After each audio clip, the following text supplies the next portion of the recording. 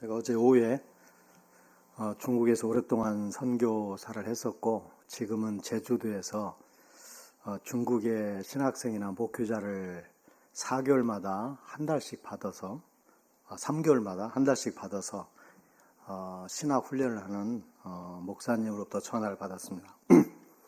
그분 이번 주에 중국에 계셨었는데 지하 신학교에서 강의하다가 공안 단속 때문에 힘들었던 야간 도주를 성공해서 오셨다는 이야기하며 그전에는 안턴 일을 공안 당국이 하고 있는데 그 뭐냐면 외국에서 무슨 공부나 세미나나 워크숍이나 어떤 코스를 하고 온 사람들에 대해서 집중적으로 단속을 시작했다는 내용이었습니다. 만약에 신학교육이나 종교교육을 받아온 게 확인이 되면 벌금을 우리나라 돈으로 500만 원, 우리나라 500만 원보다 훨씬 값어치가 많은 거죠. 500만 원의 벌금형을 내리게 하고 굉장히 강력한 제재를 하는 그런 이야기를 들었습니다. 거기에 보통 한 7, 80명씩 와요. 중국 학생들이. 한 8, 90%는 다 목회자들이고 지하에서. 그 다음에 한 10%, 20% 정도는 이제 목회를 하려고 하는 신학생들인데 참 안타까움을 들었어요. 그 일이 꼭 필요한데 오늘 우리가 살펴보기를 원하는 기도원처럼 만약에 겁과 의심이 있다면 정말 그 사역을 못하겠다 이런 생각이 드는 그런 내용들이었습니다. 혹시 여러분이 기억하실 때마다 그 중국 선교를 위해서 또 한국 선교사들의 전 세계 선교를 위해서 계속 기도를 하셨으면 좋겠다는 생각이 듭니다. 자, 오늘 우리가 이제 사사로서는 5번째 사사인 기도원을 살펴보려고 합니다. 이 기도원 이야기는 사사기 이야기에서 분기점이라고 볼 수 있습니다. 왜냐하면 8장 28절에 보면 이 사사 기도원에 대한 마지막 정리를 이렇게 합니다. 그가 사사로 있는 40년 동안 전쟁이 없었고 그 땅이 평온했다. 이런 내용, 누구 때문에 얼마 동안 평화가 왔다, 평온한 시절 겪었다, 태평성대가 왔다, 이런 기술은 이게 마지막입니다. 이제 기도원 이후의 사사들에서부터는 정말 이스라엘 사람들의 신앙이 그나마도 있는 신앙들이 완전하게 무너져버리고 이제 완전히 퇴보의 일로에 있는 그런 내용을 보게 되기 때문에 사실 기도원 사사 이야기는 사사기에서도 분기점이다 라고 말할 수 있겠습니다. 오늘 내용은 이렇게 되어 있죠. 여기 잘 보시면 오브라 상수리 나무가 나오는데 오브라는 지명입니다. 그 오브라라는 이름이 나오고 또 마지막 절에도 보면 오브라가 나오죠. 오늘 이야기는 오브라로 시작해서 오브라로 끝나는데 오늘 여기에 내용에 보시면 여호와의 사자가 유난히 많이 등장하는 걸 볼 수 있습니다. 번역본마다 차이가 있기 때문에 원문을 기준으로 한번 생각해 보면 이 여호와의 사자라는 말이 8번, 하나님의 사자라는 말이 1번, 주님이라는 말이 5번. 그래서 여호와와 관련된 명칭이 27번이나 등장을 합니다.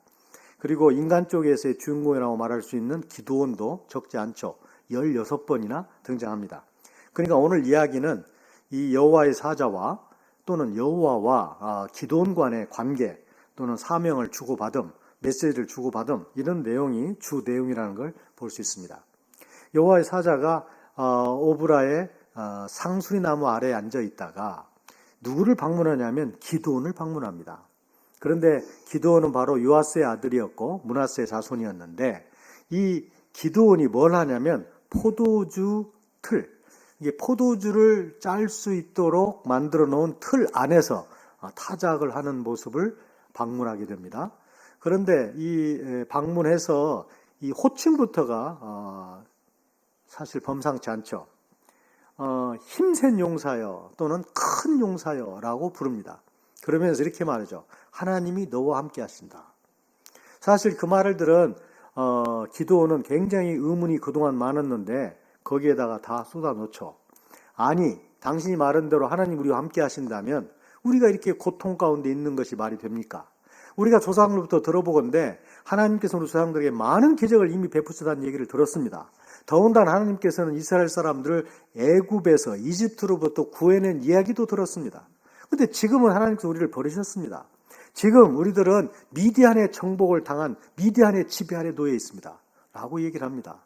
그러나 여호와의 사자는 뭐라고 말하냐면 너에게는 이스라엘을 구할 능력이 있다. 내가 너를 보내기 때문에 너는 그 일을 할 수 있다. 라고 얘기하면서 아무리 그들의 숫자가 많아도 한 사람 치듯이 내가 치게 하겠다는 겁니다. 내가 분명히 약속하는데 너와 함께 있겠다는 것이에요. 그에 대해서 이 기드온이 뭘 요구냐면 그러면 내가 지금 말하고 있는 당신, 나에게 사명을 주고 있는 당신이 주님이라는 하나님이라는 증거를 보여달라는 것이에요. 그러자 그분이 허락을 합니다. 그래서 기드온의 생각대로 기드온은 이제 집안에 들어가서 염소 새끼 한 마리를 잡아서 요리를 하고 그 다음에 한 에바 분량이라고 그랬으니까 에바를 킬로그램으로 바꾸면 약 20kg입니다. 그러니까 20kg의 밀가루를 가지고 빵을 만드는데 누룩을 넣지 않은 무교병을 만듭니다. 그래서 그걸 이제 바구니에 담고 고기와 빵을 그 다음에 양푼에다가는 국을 한 그릇 담죠. 이 세 가지를 가지고 옵니다. 그러자 여호와 사자가 뭐라고 하냐면 그 옆에 있는 바위에 그걸 위에다 올려놓으라는 것이에요. 그래서 고기와 이제 빵을 올려놓죠. 그 다음에 그 사자가 말하기를 국물은 다 그 위에 부으라는 거예요. 그런 다음에 이 여호와의 사자가 들고 있는 지팡이가 있었는데 그 지팡이 끝을 고기와 이 빵에 대자 바위에서 불이 나와가지고 그걸 다 태워버립니다.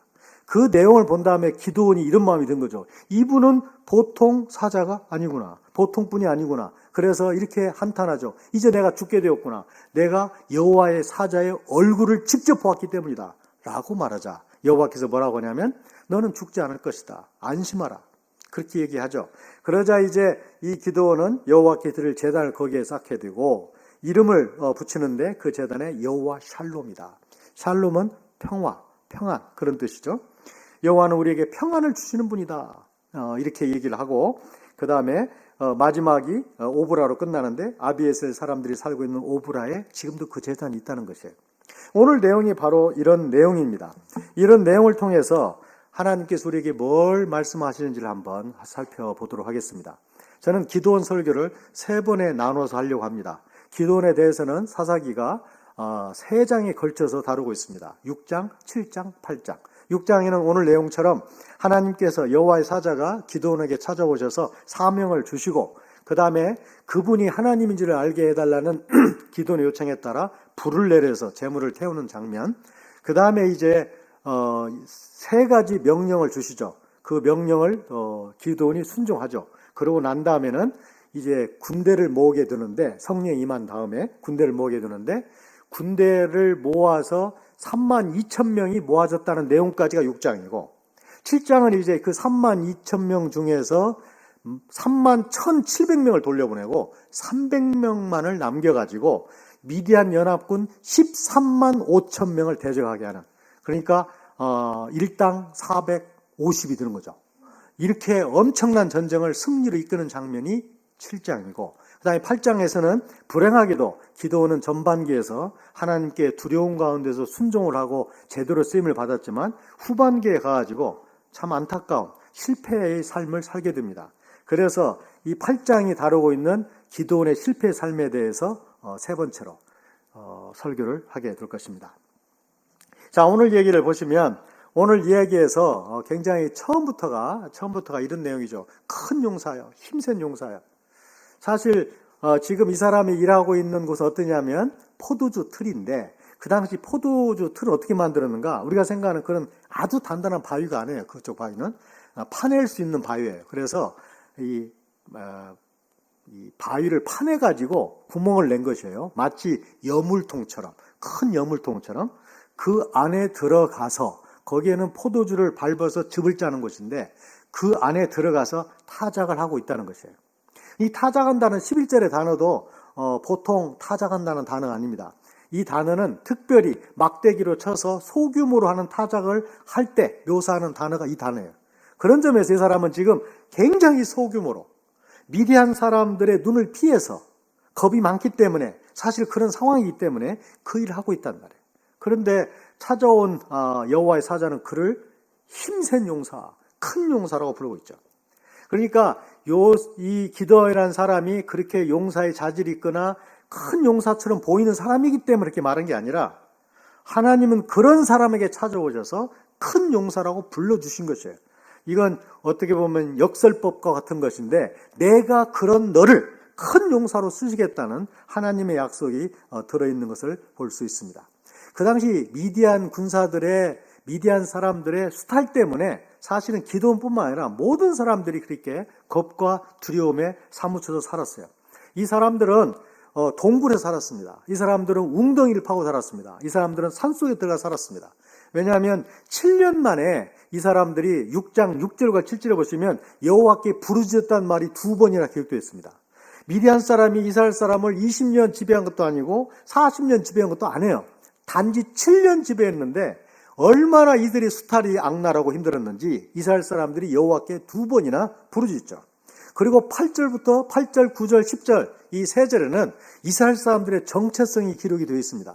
하나님께서 이집트에서 이들을 구원해내셨고 하나님의 명령을 순종하도록 살도록 되어 있는 사람들이 그들의 정체성인데 이 사람들이 그 일을 하지 않았기 때문에 바로 미디안으로부터 이런 압제를 받고 있다는 사실을 보여주고 있습니다.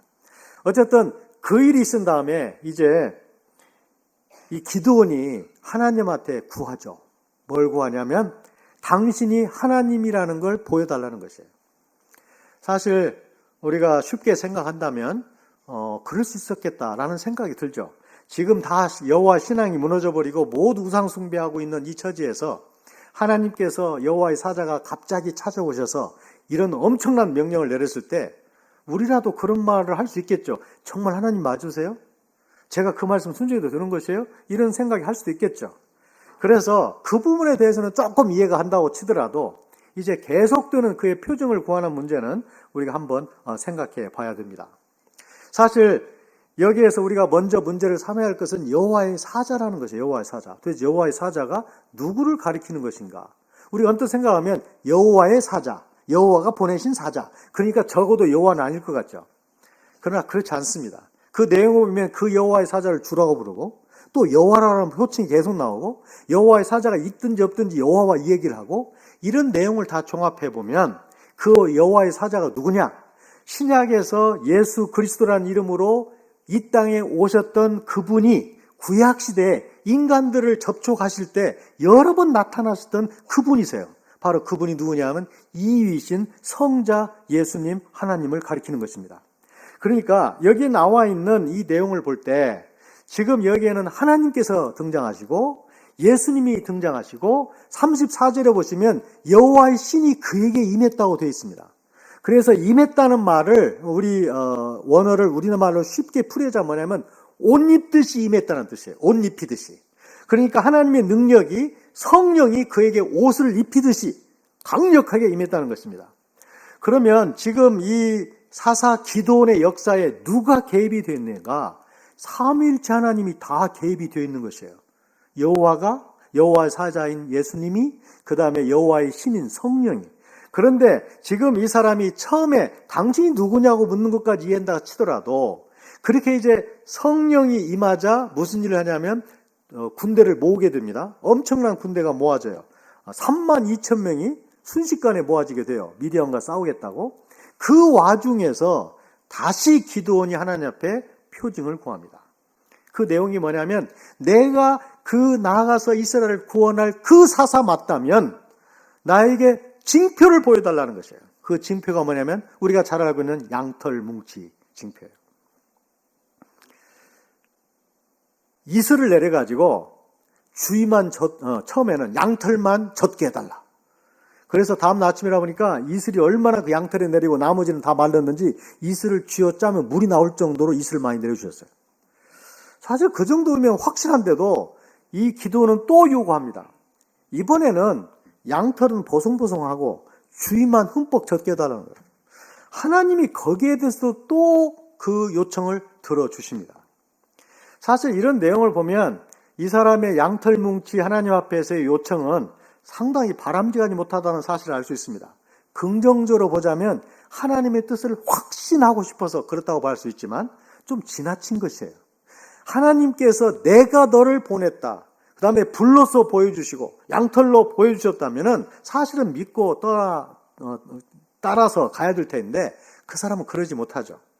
우리가 여기서 조심해야 할 것은 양털 뭉치 시험은 우리 신앙생활에서 조심해야 된다는 것입니다. 그것을 잘못하면 그것이 사실 우리에게 확신을 주기보다는 우리의 신앙에 도움이 되기보다는 오히려 올감해야 되고 우리를 불편하게 만든다는 것을 알아야 됩니다. 더군다나 여기에 양털 뭉치 시험은 지금 기드온이 하나님의 뜻을 몰라서 그런 게 아니에요. 이미 하나님의 뜻은 분명해요. 그가 나가서 이스라엘 사람들을 구원하는 것입니다. 그의 사명도 분명해졌어요. 이 사람이 구하고 있는 건 뭐냐면 그 사람으로서 내가 적격자냐고 묻는 것이에요. 제 친구 중에 중국에서 선교를 잘하고 있는 한 부부가 있는데 그 부부와 우리 부부는 굉장히 인연이 깊어요. 왜냐하면 우리 부부가 그 부부를 중매했기 때문에 그래요. 그래서 저를 항상 고마워하는 그런 친구 선교사인데 이제 잘 이해가 돼가지고 이렇게 중매하고 중매해가지고 서로 양다리를 놓아가지고 잘 됐어요. 그런데 이 자매가 막판에 가가지고 이미 결혼을 마음을 먹었는데 막판에 가가지고 우리와 상담을 요청했어요. 우리 부부에게. 지금도 의심이 든다는 것입니다. 이 남자가 긴가 아닌가. 그래서 왜 그렇게 생각하냐고, 내가 볼 때는 비전도 같고 여러 가지 뜻이 하나님의 인도가 분명한데 왜 그러냐고 그랬더니 내가 기도한 남자가 아니라는 거예요. 그럼 당신이 무슨 남자, 어떤 남자를 기도한 데 아니냐. 자기는 지금까지 샤프한 남자를 남편으로 달라고 기도해요. 제가 볼 때 그 남자 그 여자도 훨씬 샤프해요. 여러 가지 정황에서. 그런데도 불구하고 샤프하지 못하다는 거예요. 그래서 이제 이게 말이 좀 이렇게 틀리는 듯가 있어가지고 결혼이 될 건가 말까 했는데 이 자매가 그 문제를 가지고 기도를 했다가 어떤 일이 있었는지를 나중에 우리한테 얘기를 해준 것이에요. 그래서 하루는 기도를 한 겁니다. 오늘 내가 신촌에서 어느 커피숍에서 이 남자를 만나는데 하나님께서 정말 이 남자를 내 남편으로 불러준 게 확실하면 그 남자가 오늘 장미 한 다발을 들고 오도록 해달라고 기도를 했다는 거예요. 그 남자가 장미를 한 다발 들고 왔을까요? 들고 왔습니다. 놀랍게도. 그러면 우리 같으면 이제 분명하거나 의심을 접고 이제는 결혼합시다. 이렇게 나와야 되는데 또 우리를 만나서 하는 얘기가 뭐냐면 만약에 그 남자가 우연히 장미를 들고 왔으면 어떻게 하냐는 거예요. 이게 바로 사람이에요. 뭐 그분이 특별한 분이라서가 아니라 사람은 증표를 구하고 기적을 구하고 어떤 현상을 구하게 되면 그게 일어나도 문제고 안 일어나도 문제예요. 그 남자가 꽃을 안 들고 왔어도 문제예요. 들고 왔어도 문제가 되잖아요. 이게 바로 인간의 징표를 구하는 위험성이에요. 그래서 우리가 하나님의 말씀이 분명하고 하나님의 뜻이 분명하고 주위 사람들이 경건한 사람들이 인정해 주는 것이면 믿고 나가면 되는 것입니다. 거기에다가 뭘 보여주세요. 이걸 해주면 내가 하나님의 뜻으로 알게요. 이것이 되면 알게요. 이것은 돼도 안 돼도 그에게 올가미가 될 수 있다는 것이에요. 지금 바로 어쩌면 이 기드온에게는 그 부분에 있어서도 우리에게 표징 구함의 위험성을 경중해 주는 게 아닌가 이런 생각을 하게 됩니다. 자, 이제 우리가 생각해 볼 수 있는 것은 뭐냐면 그 사람 주위에서 일어났던 일들을 또 한번 생각해 보는 것이에요. 이제 하나님께서 그 징표를, 하나님이시라는 징표를 보여준 다음에 이 사람이 두려워하죠. 두려워하지 말라고 그래요. 너는 죽지 않을 거라고 얘기해요. 그러고 난 다음에 하나님께서 바로 그날 밤에 3가지 명령을 주십니다. 엄청난 일을 체험한 날이에요. 하나님이 나에게 직접 오셔가지고 명령을 주신다래요. 그런데 그날 밤에 명령 3가지를 주십니다. 그 3가지가 또 엄청난 명령이에요. 왜냐하면 순종하기가 굉장히 힘든 명령 중에 하나예요. 첫 번째가 뭐냐면 그 모든 오브라 사람들, 그 이스라엘 사람들의 대부분이 지금 섬기고 있는 바알 제단을 회파하라는 거예요. 바알 제단을 부숴버리라는 거예요. 그 바알 제단이 적은 집안에 있는 뭐 제단과 그런 게 아닙니다. 왜냐하면 왜 종 10명을 데리고 밤중에 그 일을 했겠는가를 보면 알 수 있죠.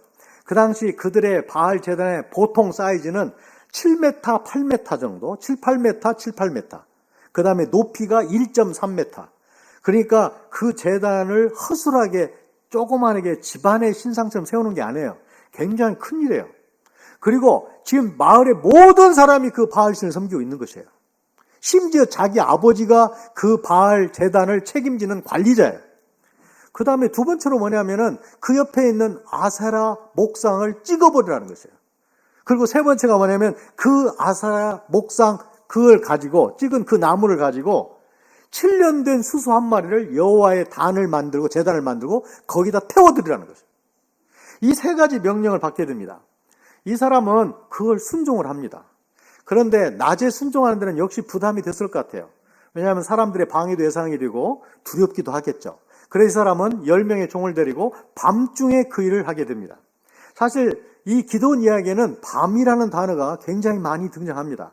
여기에 밤이 등장하고 이제 그 다음에는 양털을 구하는 장면도 밤에 일어난 일이고 그 다음에 이 사람들이 부장을 데리고 이제 적군에 갔는데 그들이 꿈을 이야기를 하고 꿈에 대한 해몽을 하는데 기드온의 군대가 자기들을 망가뜨릴 거라는 그 꿈 얘기를 듣게 되고 해몽을 듣게 된 것도 밤중의 일이고 그 다음에 이 이야기의 클라이맥스라고 볼 수 있는 미디안 13만 5천 명의 군대를 300명이 이기는 그 전쟁도 밤에 일어납니다. 그러니까 기도원 이야기는 밤이 유난히 많이 나와요. 어쩌면 여호와를 버리고 우상 숭배에 빠져 있는 삶이 바로 그런 밤과 같은 삶인 것을 우리에게 은유적으로 보여주는 것이라고 말할 수도 있겠어요. 그런가 하면 여기에 두려웠다, 두려워하여 이런 단어가 또 여러 번 나옵니다. 그런데 더 놀라운 사실은 기도는 그런 상황 중에서도 계속해서 순종을 해나가요. 하나씩 밤에 순종하고 두려운 가운데 순종하고 표징을 구하면서 순종하고 그 점이 바로 이 기도원에게 있는 긍정적인 면이라고 우리가 볼 수 있을 것입니다. 자, 우리가 이제 또 생각할 수 있는 건 뭐냐면 이제 그 주위에 있는 아버지예요. 사실 그 일을 하고 나니까 누가 이 일을 했는가 알아보는 거 어렵지 않을 것 같아요. 그 동네가 큰 동네도 아니었을 것이고 사람도 많지 않을 것이고 그 동네에서 그 일을 할 만한 사람이 많지 않다는 걸 알고 있단 말이죠. 이 동네 사람이 간단히 수소문을 내니까 그게 바로 기드온이라는 사실을 알게 됐어요. 그래서 기드온의 아버지 요아스를 찾아옵니다. 요아스를 찾아와가지고 욕을 하죠. 당신 아들 달라고. 바로 그놈이 단을 다 망가뜨렸다고. 우리가 그를 죽여야 되겠다고. 이 내용을 보시면 상당히 아이러니한 그런 부분이 또 있습니다. 사실 신명기 13장 6절에 보시면 이스라엘 사람들에게 하나님 이런 명령을 하시죠. 누구든지 우상을 숭배하는 자는 반드시 그를 쳐 죽이라는 것이에요. 그런데 지금 이 사람들은 우상 숭배자들이에요. 우상 숭배자들의 우상을 타파한 사람, 회파한 사람을 지금 찾아내라는 것입니다. 달라는 것입니다. 그를 죽여야 되겠다는 거예요. 사실은 이 사람들이 신앙이 제대로 있다면 이건 기도는 상 받을 일이죠. 그런데 지금 기도를 죽이겠다고 이 사람들이 이렇게 나서고 있는 것이에요. 그건 뭐냐면 이 사람들이 우상 숭배에 눈이 멀었기 때문에 진짜 하나님을 제대로 보지 못하고 오히려 어리석음에 어리석음을 계속 범하는 그들의 안타까움을 볼 수 있습니다. 그런데 그렇게 요구하는 그들의 요구에 대해서 요아스의 대답이 흥미로워요. 아니, 놀라워요. 이 사람이 뭐라고 말하냐면 너희들이 그 기드온을 찾아서, 기드온이 정말 그렇게 했다면 기드온을 찾아서 죽일 필요가 없다는 것이에요.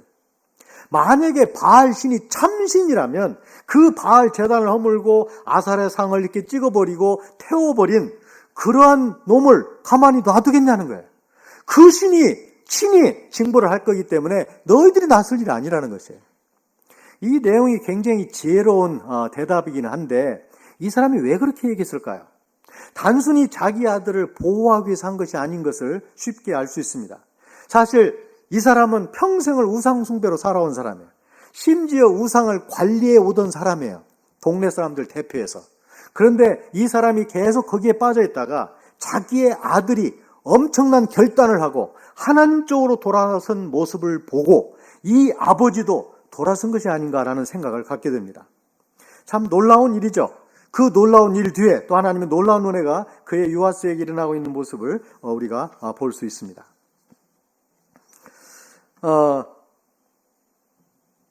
이 성경에는 이 기드온이라는 사람이 처음부터 영웅도 용사도 아니었다는 것이 계속해서 주장이 되고 있습니다.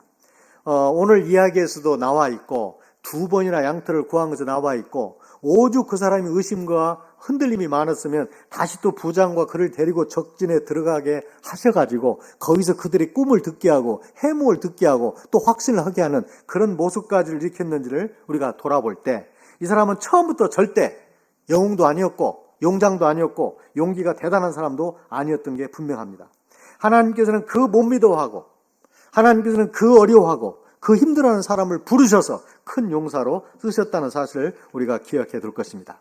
자, 그렇다면은 우리가 이제 이 기도원 이야기를 통해서 얻을 수 있는 교훈이 무엇인지를 한번 마지막으로 정리해 보도록 하겠습니다. 첫 번째로 우리가 생각할 수 있는 것은 기도원같이 소심하고 겁이 많은 사람도 하나님께서는 사용하신다는 것입니다.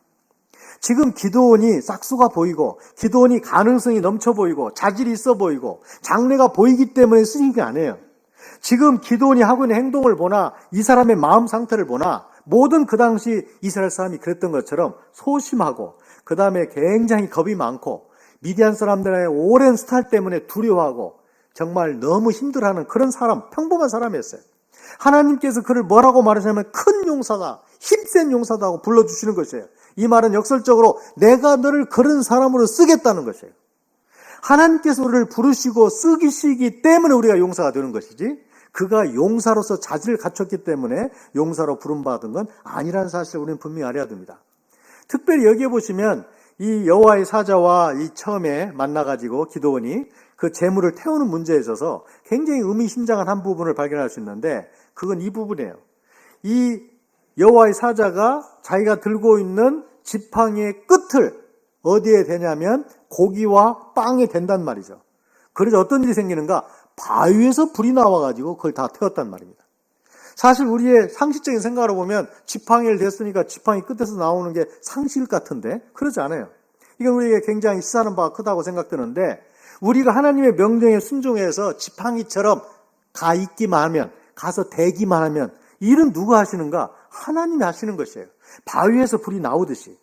그래서 우리가 생각할 수 있는 것은 하나님은 누구나 사용하신다. 그가 사용되기 때문에 위대한 존재가 위대한 용사가 되는 것이라는 사실을 우리는 기억해 둘 것입니다. 두 번째로는 그런데 하나님께서 우리를 사용하실 때는 반드시 우리에게 근본적인 문제 해결을 먼저 요구하신다는 것이에요. 여기에 보시면 이 사람들의 근본적인 문제는 뭐였는가? 우상숭배였어요. 이 사람들이 다 집단적으로 민족적으로 우상숭배에 빠져 있었어요.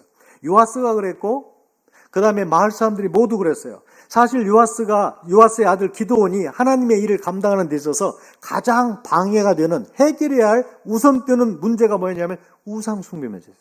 그래서 하나님께서 기드온에게 명령하신 그것입니다. 바알 제단을 허물어라. 아세라 상을 찍어내라. 그리고 여호와의 단에 쌓고 여호와께 제사를 드려라. 우상숭배 문제 해결되지 않는다면 어떤 것도 할 수 없다는 사실을 보여주고 있습니다. 사실 이 우상숭배는 신앙에 있어서 가장 먼저 우선적으로 신경 써서 해결할 모든 사람의 문제이기도 합니다. 우리의 10계명의 첫 번째 계명이 이거죠. 여호와 외에 다른 신을 두지 말라. 누구나 이해가 되는 부분이에요. 왜냐하면 하나님은 유일하신 분이고 유일하신 창조주시니까 다른 신을 인정하지 않겠다는 것이에요. 왜냐하면 너희들이 어떤 신을 숭배해도 그 신은 가짜니까. 그런데 두 번째 명령은 좀 이상합니다. 나의 형상을 어떤 것으로도 만들지 말라는 것이에요. 첫 번째는 나 위에 다른 신을 섬기지 말라. 두 번째로는 나를 어떤 형상으로도 만들지 말라. 왜 형상으로 만들지 말라고 그랬을까요? 우리가 만드는 모든 형상은 결국 피조물의 형상이기 때문에 그 하나님을 피조물로 형상으로 보이면, 만들면, 표시하면 어떻게 되는가? 하나님의 격을 깎는 것이에요. 하나님의 영광을 깎아내는 것이에요. 그래서 그 일을 못하게 하신 것이죠. 이스라엘 사람들이 바로 그 10계명을 모세가 시내산에서 받고 있을 때 아론과 합작의 선 일이 뭐였냐면 그 두 번째 계명을 어긴 것이었어요. 왜냐하면 그들이 여호와의 신상을 하면서 송아지 신상을 만들죠. 그 송아지 신상을 만든 다음에 그 사람들이 이렇게 얘기합니다.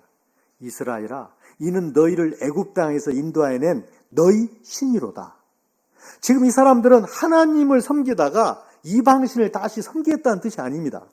자기들을 여기까지 옮겨내신, 구원해내신 그 하나님을 송아지로 표시를 한 것이에요. 그것이 바로 두 번째 그들의 10계명을 어긴 사건이에요. 그렇다면 우리 인간에게는 보이지 않는 하나님, 어쩐지 뭔가 좀 보이면 위로가 되고 뭐가 드러나면 우리에게 안심을 주는 그런 속성이 있기 때문에 우리 모두에게는 우상을 만드는 속성을 가지고 있는 것이에요. 이 샌프란시스코 신학교의 총장이셨던 도널드 맥컬로라는 목사님은 이런 책을 쓰셨습니다. 내가 만든 하나님이라는 책을 썼어요. 이분은 그 책에서 뭐라고 말하냐면 이 현대인들은 세 가지의 자기 우상을 자꾸 만들어낸다는 거예요. 첫 번째로는 목적에서, 나의 목적에서 비롯된 신. 내 목적과 욕망에 따라 신을 만드는 것이에요. 두 번째로 뭐냐면 나의 이해에서 비롯된 신. 내가 이해하는 수준에 맞게 신을 만들어내는 것이에요. 세 번째로는 체험에서 비롯된 신. 나의 체험에 맞춰가지고, 경험에 맞춰가지고 하나님을 거기에 쭈그러뜨려가지고 하나님의 신을 만든다는 것이에요. 우리에게 있어서 하나님보다 더 중요하고 하나님보다 더 신경 쓰이고 하나님보다 더 높게 생각하는 것들은 다 우상이에요. 그게 무엇이든지 간에, 그 대상이 무엇이든지 간에. 그래서 인간들에게 있어서 하나님의 쓰임을 받고 하나님과 참다운 교제를 나누는 데 있어서 가장 우선적으로 해결할 문제가 뭔가? 그 우상 숭배 문제를 해결하는 것이 맞다는 것입니다. 세 번째로는 기도원같이 더디 믿고 확신하지 못하는 사람일지라도 하나님께서는 그의 순종의 속도에 따라, 정도에 따라 계속 그를 사용하시고 이끌어 가신다는 겁니다. 아까도 말씀드린 것처럼 밤이라는 단어가 유난히 많이 나오죠. 두려워했다는 단어가 유난히 많이 나오죠. 기도원 사건에. 그런데도 불구하고 기도원의 놀라운 점은 그가 계속해서 순종해 간다는 것이에요. 힘들어도 순종하고 표정을 구하면서 순종하고. 그런데 하나님께서는 그의 순종에 맞춰서, 그의 수준에 맞춰서 그를 계속해서 크게 사용해 가신다는 것입니다. 아무리 어떤 사람이 더디 믿고 확실하지 못하고 의심이 많고 그런 사람이라 할지라도 그 어려움 중에 순종하기 시작하면 그 순종을 통해서 계속해서 그를 키워가신다는 사실을 우리는 기억해야 될 것입니다. 마지막으로는 하나님의 쓰심에는 쓰임받은 사람의 옆에 있는 사람, 가까운 사람, 가족의 공동체 이런마저도 은혜를 받게 된다는 것을 알 수 있습니다. 오늘 케이스에서는 바로 요아스, 기드온의 아버지가 바로 그런 경우에 해당된다고 말할 수 있습니다. 아버지는 평생 동안 우상 숭배를 해왔던 사람이 분명합니다. 그리고 동네 사람들 대표해서 그 우상의 제단과 우상을 관리해왔던 사람입니다. 그런데 그 사람이 지금 자기 자식을 변호하게 사는 이야기가 아니에요. 지금 이 사람이 바로 그 밤중에 일어났던 그 자기 아들의 신앙의 결단 권신을 보면서 변화가 생겼다고 볼 수 있습니다. 바로 옆에 있는 사람이 큰 은혜를 누리는 경우라고 말할 수 있습니다. 우리의 작은 헌신이, 우리의 작은 순종이 우리 걸로 끝나지 않고 우리 주위에 있는 사람에 영향을 끼치고 우리 공동체 사람 전체에게 영향을 끼칠 수 있음을 우리는 알아야 될 것입니다. 오늘 특별히 이 기도원의 첫 번째 이야기를 통해서 우리가 네 가지를 생각해 보았습니다. 하나님께서는 기도원같이 소심하고 겁이 많은 사람도 쓰신다.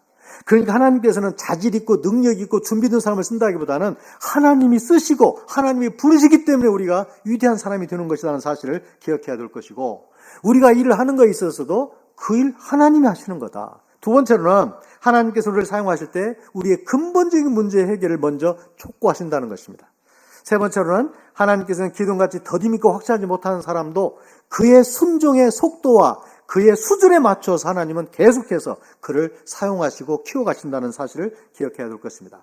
마지막으로 하나님이 쓰시는 데에는 쓰임받는 사람뿐만 아니라 쓰임받는 사람, 주위에 있는 사람, 가까운 사람도 하나님의 은혜를 누리는, 하나님의 복을 받는 놀라운 일이 일어난다는 사실을 기억해야 될 것입니다.